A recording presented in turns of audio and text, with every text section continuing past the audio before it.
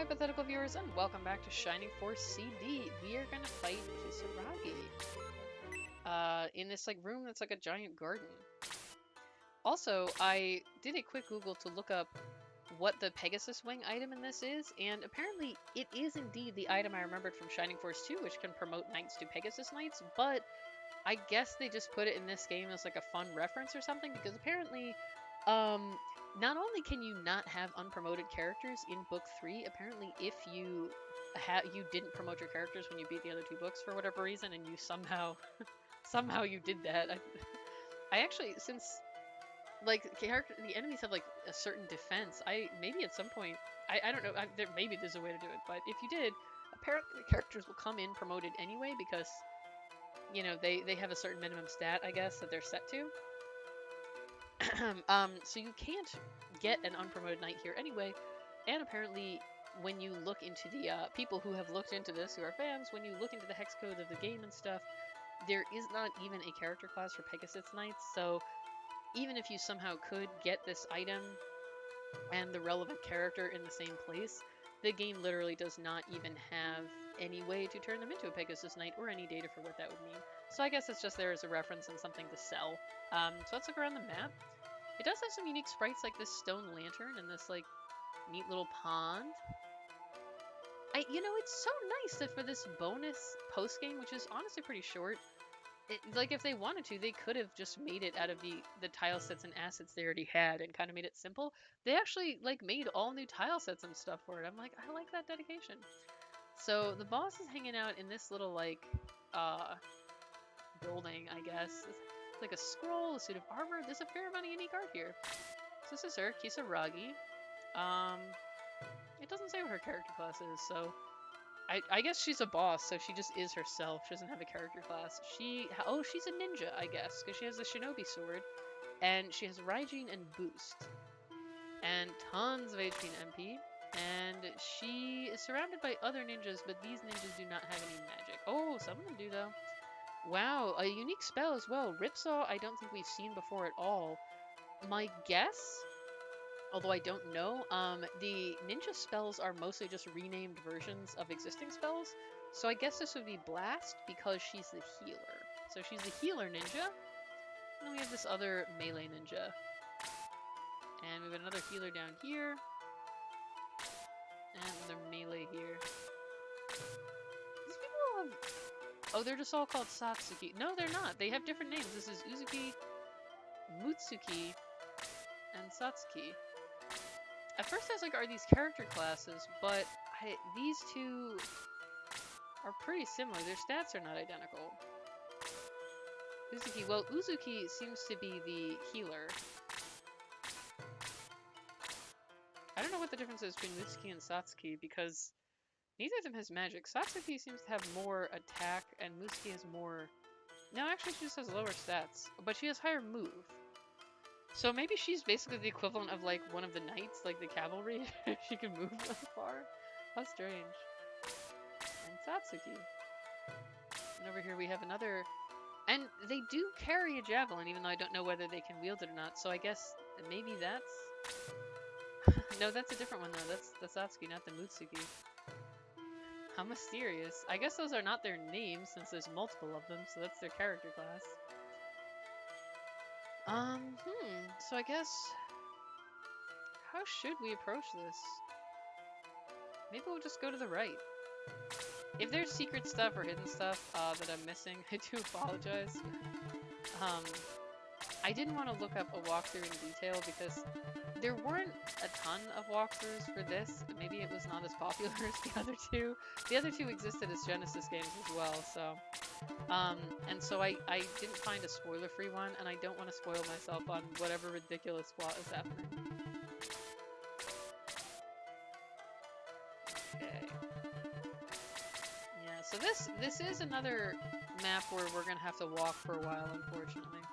Interesting, because those statues, you can actually walk on top of them. Some of the statues in the game, that is not the case. Okay, we're getting attacked by Satsuki here. And they have a unique sprite as well. They really put so much work into this. And a unique battle background, which looks very cool. This game, this post game is like so polished. So much time and effort went. Ooh. Oh, neat. There's a hidden item. So maybe, maybe there's a bunch of hidden stuff that we could be finding potentially. I don't know. The Murasana. I assume that's a weapon. Maybe it's equipable by our ninja friends. Another one came out of the water. Leaping out of the pond. Let's take a peek. Yeah, huh, I wonder if anyone but the bonus characters can use that. You know what? Since there's two of them standing together, I will use the AoE spell. Get some chip damage on both.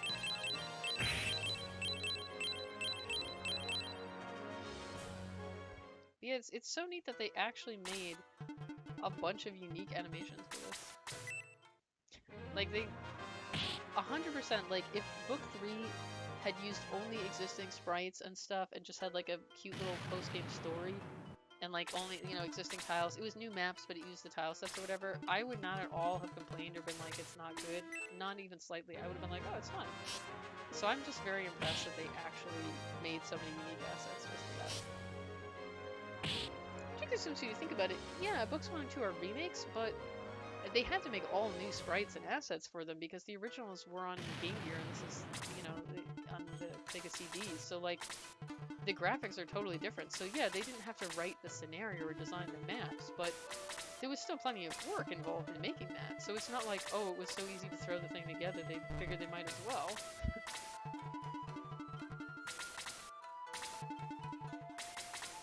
Okay, making some progress here. I'm not gonna go after those two enemies that jumped out of the pond. If they reach us, that's fine, we'll fight them, but if not, it's not a major concern.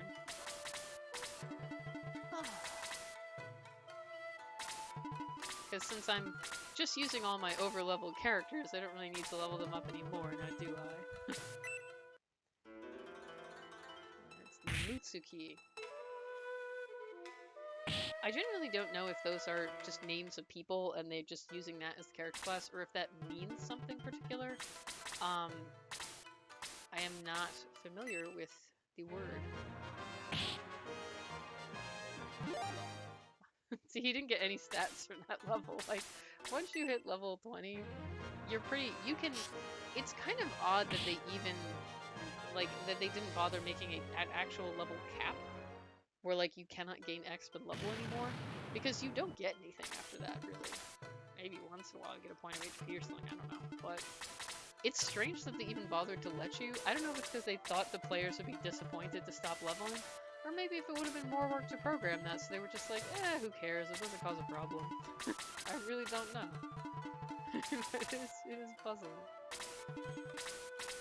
I'm a little disappointed that this is going to be...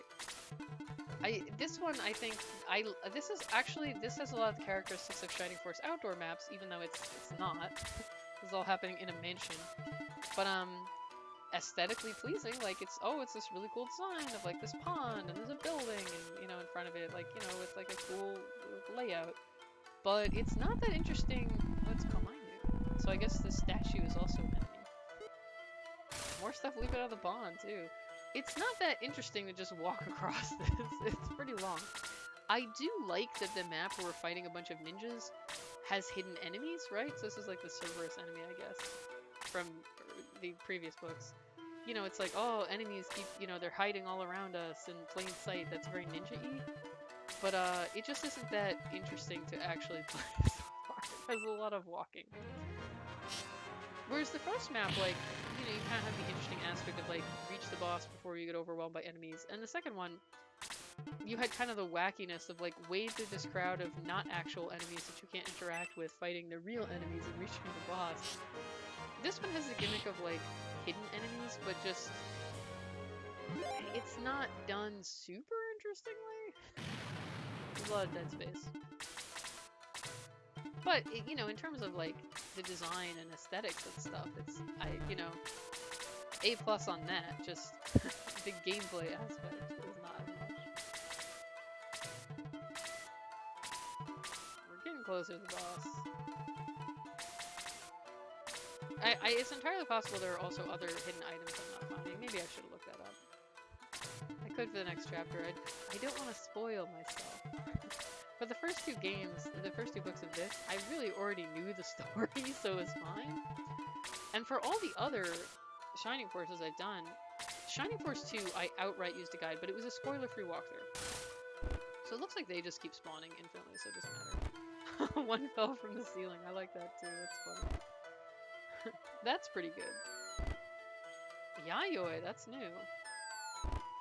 So this is kind of nice that like as you get to the building, you have like a bunch more spawning. I guess each map is kind of like, you know, can you overcome it? So this is just catch on boost, so basic magic user, I guess. So that's not bad. You know, if there was a little more of that, so there was more to do, I think a little better, but not bad. But yeah, for Shining Force 2, because like I knew that I would get lost a lot and not know what I was doing, and I knew there was a lot of missable stuff, and like there was a lot to it, especially with the secret promotion thing. So I actually used a full spoiler-free walkthrough. But for all the others, I actually just looked up like guides of just the secret stuff in that game, so I could find unique characters and like, you know, unique secret items. And other than that, I did not use walkthrough. But for this, I could not actually find, that doesn't mean it's not out there, just I personally didn't manage to quite run across something that had, like, just the secrets. Although I eventually did, I had this problem with, Final Conflict 2, and I eventually found that, so maybe it's out there, but... I guess just following the usual principle, investigate anything that seems like a unique sprite.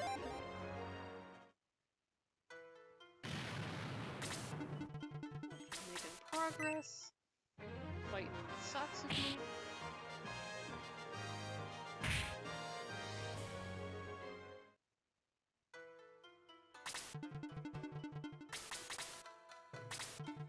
It's cool that we have a unique map theme as well. Like, the amount of unique assets, again, I'm impressed. I'm genuinely quite impressed. That they bothered. Like, they totally didn't have to, and they were like, we're going all out on this bonus chapter. It's gonna have a ton of new stuff. Although the one issue with it, because it's the battle theme when the enemies attack us, it's like a little too relaxing, I think, to be a good battle theme. It's kind of chill. It's fine as the map theme itself, but in battle, you know, you want something that's a little more like spirited, you know, rouses you. But this is just kind of chill.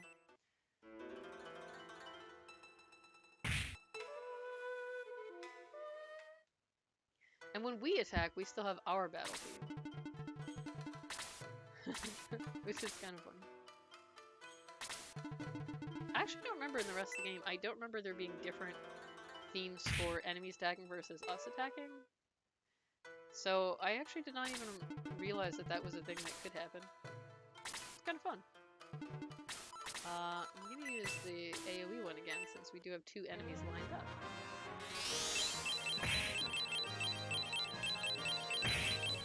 And I'm running a little low on blazes here, so...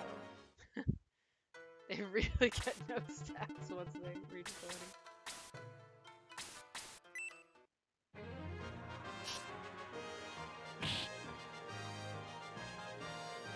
Every level of this does really seem to be designed where it's like, you have tons of enemies to level up with. I guess it could also become the perspective. I'm sure it's also like, this way it'll make it quite difficult, but I do wonder if part of it is just to make sure that, like, given that it's very short and that you may or may not have trained your characters particularly well, this way, like, there's plenty of chances to catch up. Oh, is she using... Yeah, she's doing an attack boost. Maybe a neat casting animation as well. It is weird, I gotta say, as costumes go, I know it's like costumes in video games, they never make sense, but it is strange to me that they're wearing, like, mini dresses, because if you're going into combat with people who have, like, swords and edged weapons, you'd think you'd want something that covers more skin so that you don't get all, like, hacked up. Maybe the idea is that they're just so fast it doesn't matter. They'll dodge everything, but it doesn't seem like they really have armor on, per se. So you'd think that would be a concern when we're going into battle with this, like, armored knight with a spear. Well, let's just keep boosting the Mutsuki, I guess. Unaffected, because they already had one boost cast on them. guess we actually may as well. He's the only one who can fly over walls to also melee with her from a third position, so might as well.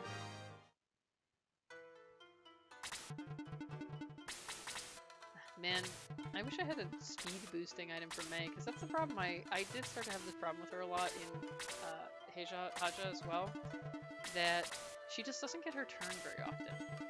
And so, and as a wizard, she doesn't have as much move anyway, so she can have this problem where she, like, perpetually falls behind. I don't even really know what it is. It's like, yeah, her agility is not great, but we have plenty of party members with crappy agility. She just seems to never quite have her turn somehow. I don't know what it is. I still don't really know what the actual formula is that determines the turn order in Shining Force. I have always suspected agility is part of it, but I don't know if, like, different character classes also just vary, like, have some sort of base difference in that as well. No idea. But yeah, she just consistently doesn't ever turn when I want her to. Jeez. Man.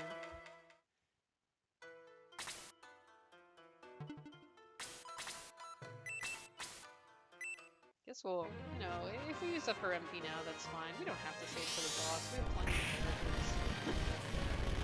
Is it during the map?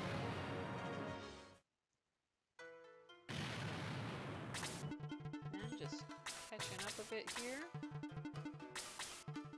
Eric can possibly finish off Uzuki, who is the healer, right? So we'll want to do that, so she can heal up. Excellent. There's a lot of enemies, but we're kind of making our way through, and the boss is right over there. There's another healer off to the left somewhere, so we want to keep an eye on that. So we do not want the boss getting healed up while we're like halfway through murdering them. That would be the most annoying thing. Let's see if I can bust out the big heal 4 just to get Natasha back as well. He can only... Luke does not have very much MP, which is understandable because he's like, you know, the monk class is the hybrid healer attacker, so it's like, yeah, he gets a full loadout of healing spells, but he doesn't have the kind of MP that our dedicated healers have. He's just for emergencies. There's some bolt going on here. This is another one where the sprite work, the background is nice, but it does... I realize it's because she's supposed to be far enough in front of it that it looks far away, but it kind of just makes it look like she's 20 feet tall. Which is a little odd. Like and also the walls of the building, like, either that or that shrine is really tiny and the ceiling is absurdly low, because we can see the walls on the left and right. It's like, the character models and the background combine a little weirdly.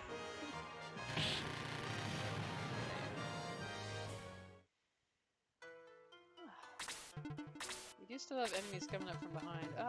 You know what? Let's bust out that aura. We haven't used any MP from Sarah yet, so we may as well. And it keeps everyone safe if she hits us with another blaze. Or a bolt, rather, sauce.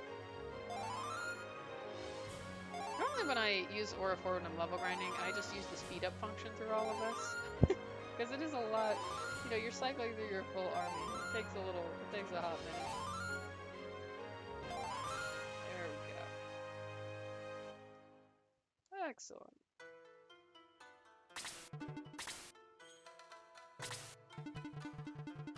More enemies stop spawning? Maybe we've used them all up.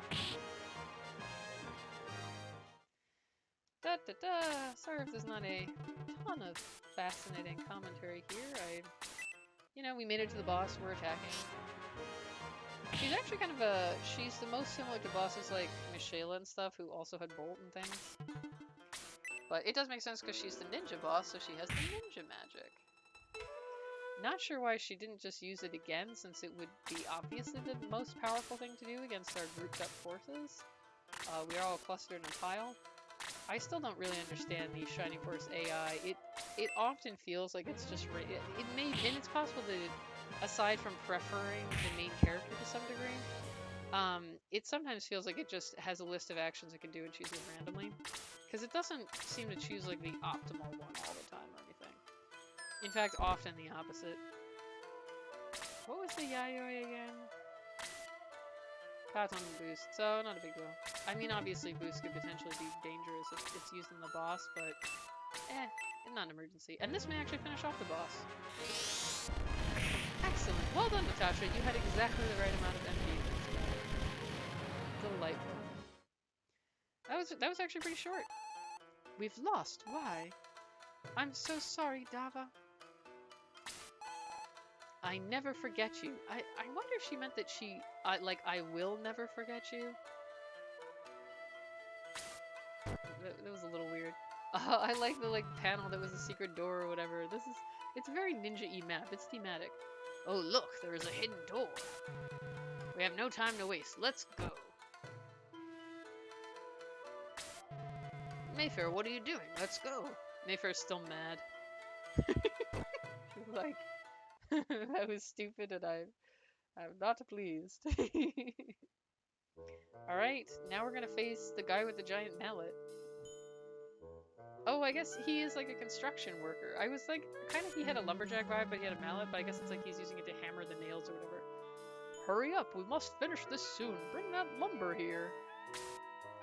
And the laborers are little goblins with construction worker helmets, which is absolutely delightful. And they do appear to actually be holding hammers. These sprites are just wonderfully detailed. They each have like a little bucket of paint. This is so fun. It's delightful. What on earth are they doing? Looks like they're remodeling. They've just appeared here. There. Oh no, we're knocking the paint over. Did you just murder those two guys? We have not finished it yet, you laggards. Don't let anyone near us. Oh, his pride is like so high that he's like, I can't let anyone see my work until it's complete. They can't see it in this half-finished state. I got it. They're leaving little paint-covered footprints and rapidly building the level. This is incredible. I love this. Wheeze. Come on. I'm still here. Wheeze. Oh, let's take a little look at the map and then we'll cut the video there. And that probably will be the last one tonight. So we have a treasure chest. That's fun. And like torches and stuff. King Chimera. That's a new Chimera enemy. The Dark Paladin. Also boosts our new Knight enemy. The White Dragon, which we've seen before actually. I don't remember. I don't think we saw it in either of these two games, but it was an enemy in Shining Force 2. Up here, we've got the Lich with Bolt and Dispel. So this is kind of an upgraded version of the Witch enemy. And I believe the Mystery Staff restores your MP every turn. Then we have the Archbishop with also Mystery Staff, Healing Rain, and Boost. Gotta go that guy. Bulldor, that was his name. I thought it was like Belden or something. I knew it had 2 L's. Bulldor with the Golden Hammer, or the Golden Hummer. I'm actually going to assume that that's just a mistranslation. And it was supposed to be hammer. Like in the Japanese, it may have been like hama or something, and they were not sure which word it should be and guessed it was hummer. But it is very clearly a hammer. And basically he's strong, he's got a lot of HP. And there's the door behind him. We still have another chest and lots of lumber and paint here. And Chimera, the Goblin Pupil! They're learning to be construction workers. Another Lich. Ooh, more chests. There's so many chests. And you know what is delightful? It's hard to say because we didn't see the whole map ahead of time. But given that they just built the entire map in 2 seconds, it feels like maybe they put the chest there too. You know what it actually kind of makes me think of a little? If you've ever played Earthbound, Dungeon Man in that game, where he keeps building different dungeons and like wanting you to help him test them out to see which will be the best. It feels like this boss is like, oh, we have to build, instead of the perfect dungeon, like the perfect tactics level. It's not ready. Don't come back here until I've done it. The Metal Gunner. That's kind of cool. I love all the little paint smears on the boards. Just, hey, this is so, like, it's so detailed, is maybe how I'd put it. Like, it's just, like, it's not like, oh, we just put a plain wall. It's like, they put so much love into just making unique sprites and like unique enemies, unique details on the maps and the battle backgrounds in each of these levels, and giving them like a pretty funny, cute little theme, like a goofiness to it. This is my favorite of the 3 because like I love the idea of this guy who's just takes so much pride in his like architectural work, that he can't bear to let everyone see it until he's done remodeling, and the enemies who are like the goblins who are student construction workers quickly slapping this together and getting paint everywhere. That's so darn adorable. And this sign, which I can't read it, I don't read Japanese, but I'm kind of guessing it might be like a please excuse our mess or something, because you know the same kind of signs we have in the U.S. as well, where it's like please excuse our appearance while we're remodeling or whatever. Oh man, this is so charming. So I guess we'll go around this way to get that chest. And we'll get that one. If we want to get all of them, we may have to split up the party. Yeah, we'll have them go both ways. Well, luckily, since we basically just grabbed our full endgame party from Shining Force, Guy is sort of Aja, we can do that pretty well. We have 2 archers, 2 healers, 2 knights, 2 wizards, and then Claude and Jaha can split up. We even have 2 main characters, so works out nicely. Well, that will all be in the next battle. And thank you for... I think I forgot to make a save state after the battle where we fought the drunk people. Oh well, to be honest, I was really eager to see what the next one was, because I'm really enjoying this game. It's so fun. I want to see where this goes. And this is the 3rd of the 3 bosses, so I'm like, and I think it has 6 total chapters, so I'm like, what the heck is next? But thank you for watching, hypothetical viewers. We defeated the army of ninjas, and now we're gonna fight an army of construction workers who are halfway building the level. So thank you for watching, and I hope you look forward to this very hilarious battle in the next episode of Shining Force CD.